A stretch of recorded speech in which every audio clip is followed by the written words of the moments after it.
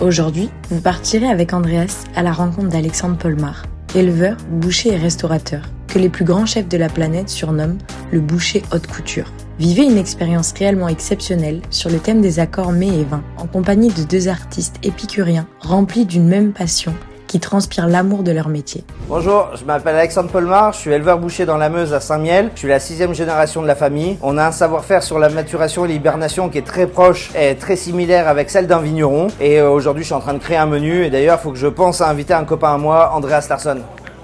Et j'espère que Andreas va se débrouiller pour nous rejoindre demain midi, parce qu'il y a un joli menu qui nous attend. On va voir ce qu'il va faire avec ça, Andreas.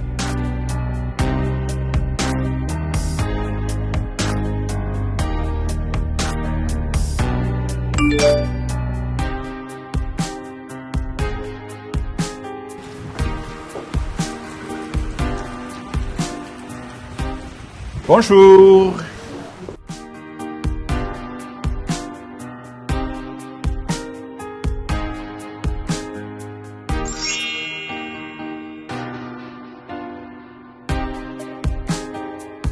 Pour débuter le repas, je pense d'un blanc du sud, la fraîcheur du sud, colure, assemblage entre le grenache blanc et le grenache gris, et un peu de vermentino.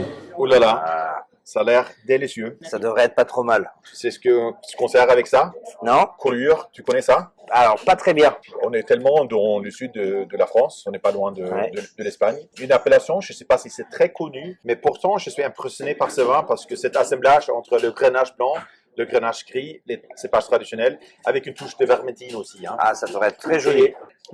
En Roussillon, il y a beaucoup de soleil, il fait très très chaud, mais ce vin, c'est quand même capable de garder sa fraîcheur. Il y a une très fine amertume qui donne du peps aussi. Hein.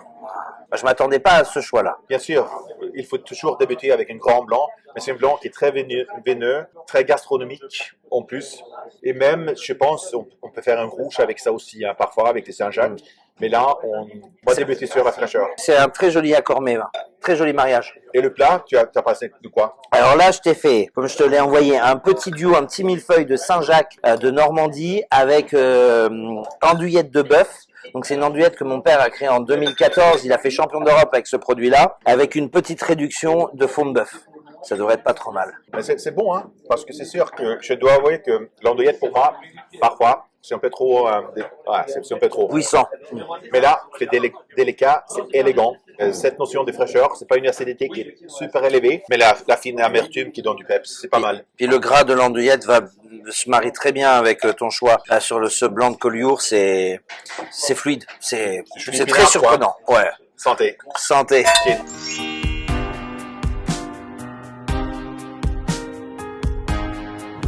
Ici, il ne fait pas forcément très beau maintenant, mais on va en tout cas boire un rosé qui est très veineux, un rosé foncé traditionnel, assemblage de grenache noir et la syrah. Ah, là la suite. Regarde ça, Andreas. J'ai travaillé le topinambour comme un risotto.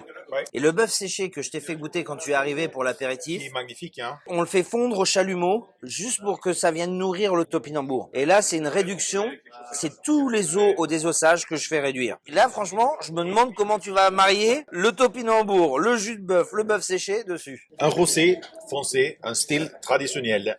Ça, c'est tellement un rosé qui est veineux, c'est l'assemblage de grenache et la syrah de Roussillon. Et je pense que aujourd'hui, la mode, c'est les rosés très pâles, le style Provence. Là, c'est un rosé beaucoup plus gastronomique, mais c'est pas un rosé d'apéro, ça. C'est un rosé non. C'est un rosé de table. Il y a une belle matière, un joli nez. Parce que je pense avec le topinambour, un rouge, ça sera difficile. Après, il y a toujours les éléments viandés, charnus.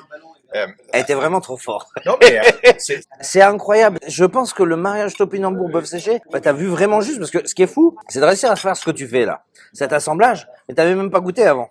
Je trouve ça très bon, hein, parce qu'il y a quand même l'élément du rouge qui va très bien avec la viande, mais la fraîcheur d'un blanc plutôt, hein.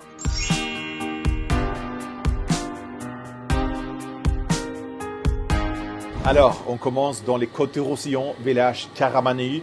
Un peu plus d'altitude, un peu plus frais, des sols de gneiss granit. Un grand assemblage entre la syrah et le carignan. Je sais que tu ne manges pas cru. Je mange cru si c'est bon. Si c'est bon. Mais ça doit être bon, putain. C'est pas trop mal, tu vas voir. C'est un duo de filet de bœuf avec du thon rouge, pêché à la ligne, caviar, huîtres. Et là, c'est un jus de bœuf. C'est le jus de bœuf qu'on a mangé sur le topinambour Ouais. et dans lequel on a rajouté tout le jus d'huître.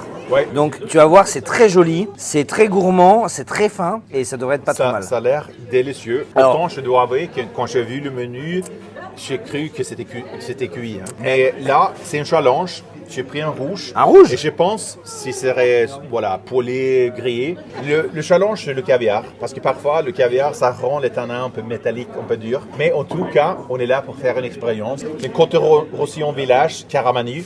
Donc, sur les hauteurs de Roussillon, Ouais. des sols pauvres, des schistes d'ignace, des très vieilles vignes. Donc une belle fraîcheur. Oui, Syrah Carignan, vieille Syrah, vieux Carignan, ramassé à la main. Une vinification plutôt souple et je pense que les tanins sont quand même arrondis. Ça sera un challenge. Hein. Les Ouais. huîtres, c'était un surpris parce que c'était pas dans le menu, merde. Mais on va essayer. Hein. Est-ce qu'on peut, Ouais, je suis obligé de te piéger un petit peu. Hein. Mais écoute, santé Andras. encore une fois, je dois souligner qu'on est dans le sud, mais il y a une notion de fraîcheur. Ouais. Pas forcément une acidité qui est élevée, mais la fraîcheur, les baies rouges fraîchement écrasées, le côté viandé de la Syrah en plus, Ouais, ça va bien. poivré. Il faut mélanger toutes les saveurs. Hein. Exactement, il faut prendre le thon, le filet de bœuf, le caviar et avec un peu de jus. C'est pas si dégueulasse, hein. Bon, c'est trop bon. C'est magnifique, Ouais, hein. sérieusement, je serais jamais allé là-dessus. C'est bon, hein. Ouais. Waouh. Je serais jamais allé sur un rouge. La liaison, c'est le jus aussi, hein. Imaginez si tu rajoutais des vinaigres, mais ça fait un goût d'un sashimi, hein. Et parfois, avec le sashimi de thon, je peux boire du rouge, hein. Ouais. T'as raison, j'ai travaillé comme un sashimi. Hein. Mais les tanins sont souples, hein. Je serais jamais allé sur un côte du Roussillon, sur un sashimi de terre-mer avec du caviar, avec un jus de bœuf iodé. En fait, je serais parti sur un champagne.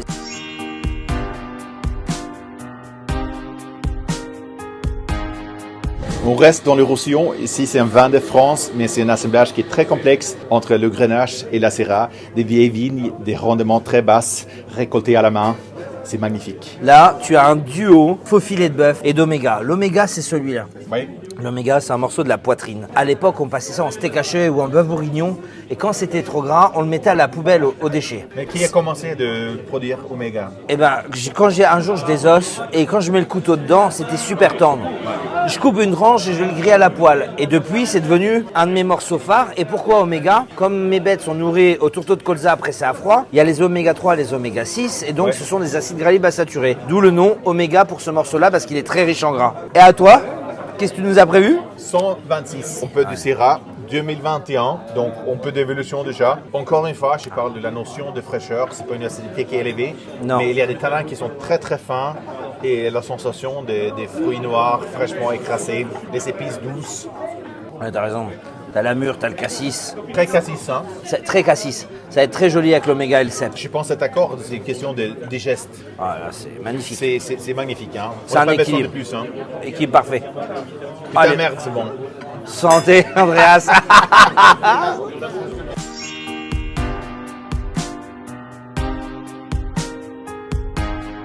Peut-être pas très classique avec les fromages, mais un Rivesaltes ambré au-dessus de 20 ans d'âge, un assemblage qui est très très complexe et un vrai trésor du sud de la France.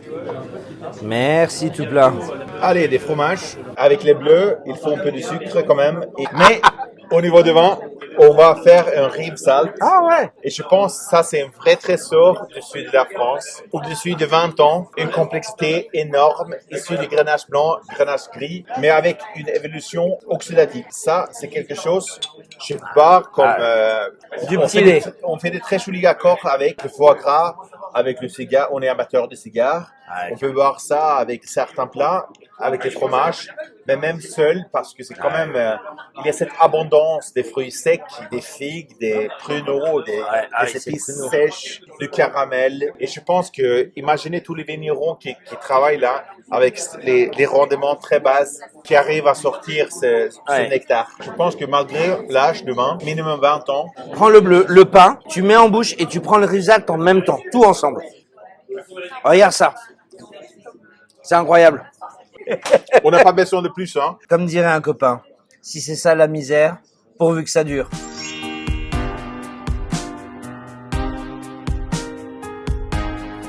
Pour le dessert, je pense le muscat des Rivesaltes, mais muscat très haut de gamme. Aussi des sauteurs, des caramanus, des sols pauvres, schiste, gneiss. Assemblage entre le muscat ou pétigrin et muscat d'Alexandrie. Et là, on a une déclinaison en 7 façons du citron. Écoute, le chef a travaillé avec des citrons de Menton qu'on a fait venir de notre restaurant Bohème à Mougins. C'est magnifique, hein. J'adore la présentation. La plupart, on a mangé ici, c'est plutôt... Simple. Oui, exactement. Hein. Mais là, quelle élégance. C'est raffiné. Et moi, je continue avec un peu d'élégance dans le verre, avec une muscat des Rivesaltes. Là, on parle de la fraîcheur. On n'a pas beaucoup d'évolution. C'est le côté jeune, c'est le côté fraîcheur.